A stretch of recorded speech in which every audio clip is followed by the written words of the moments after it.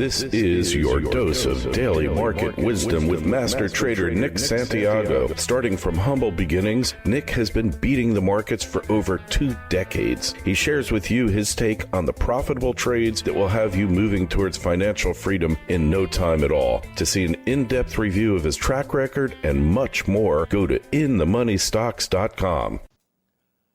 Welcome. This is your daily dose of daily market wisdom with master trader Nick Santiago. I'm Kerry Lutz. Today is 10/13/22, show number 431. Well, big reversal today, Nick. Yeah, this is some wild action out here today, Kerry. We had a huge rally ahead of the CPI report on some movement from the Bank of England. So the futures were up. The CPI report came out. It was a bit hotter than expected. The market plunged ahead of the opening bell. S&P futures down about 80 points. And now we're looking at the S&P futures up 58 points. So it's been a wild day, gap lower open, and then a big reversal rally. Now the big question is, will this rally hold into the end of the session? Obviously, I have some ideas why this rally occurred. And one of the big ideas is that next week is Options X.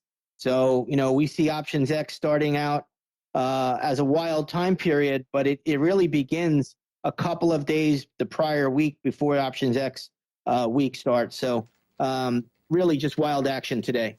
Wild action. All right. And so when we're looking at we're looking at any particular stocks here that are really been gyrating? Well, you can make a case for almost everything. There were some stocks before the rally began that were showing some relative strength, but the real news today is probably tech. Tech was down. If you look at the NASDAQ composite at the low of the day, it was around 10,100. It's now at 10,600. So, I'm going to say tech has been really the theme today. Semi-conductors were getting bludgeoned today. AMAT Applied Materials yesterday warned going forward in the Q4 revenue. And today, when you look at AMAT stock, it's reversed higher. All the semiconductors have reversed higher as well. So good day there. And again, we'll see if this rally can hold into the end of the session. But it's a pretty impressive move so far today. All right. Well, compared to the downside rallies, what's the volume look like? The volume is really good today. In fact, when you look at the spiders, I usually consider anything over 100 million shares a day very strong. Today's volume in the spiders is 74 million already. And, we're not even, at the lunch hour yet. So very good volume today. So this could be the start maybe of something if we can close strong up here. Yeah, but, as I always tell everybody, be careful in bear markets. Bear markets can have those big rip your face off type rallies. And if they occur too soon in the day, they could come right back down. So you've got to watch the closes. It's not how you open. It's really how you close. That's what tells the tale. And right now, getting a little bit of backing off, but pretty impressive day so far today for the major indexes. All right. Precious metals were getting slammed earlier in the day.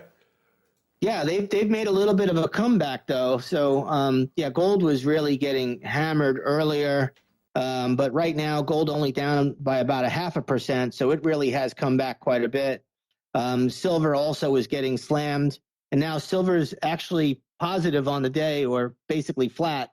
So we've definitely seen a comeback here in the precious metals, and platinum is standing out to me. That's up 1.7% today.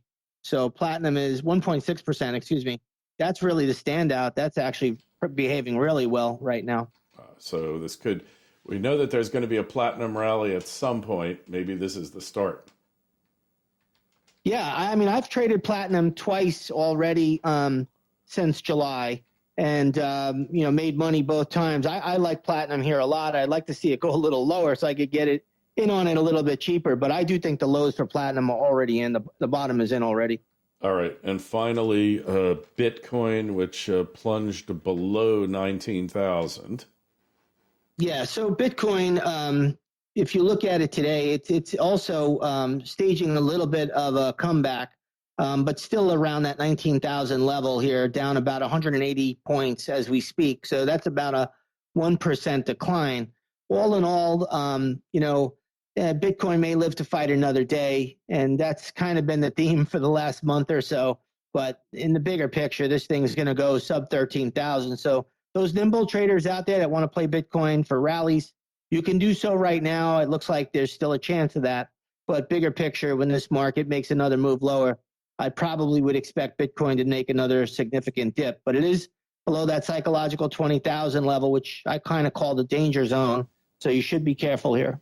All right, so it's in the danger zone. Well, okay, I guess we'll leave it at that. Make sure you go over to Nick's site, inthemoneystocks.com, and see how he's called this bear market many months ago, the recent reversal in silver and so many other markets. The Twitter feeds at ITMS, at Nick Santiago 01, and at Kerry Lutz. Of course, the site is inthemoneystocks.com, and shoot your emails to KL@kerrylutz.com.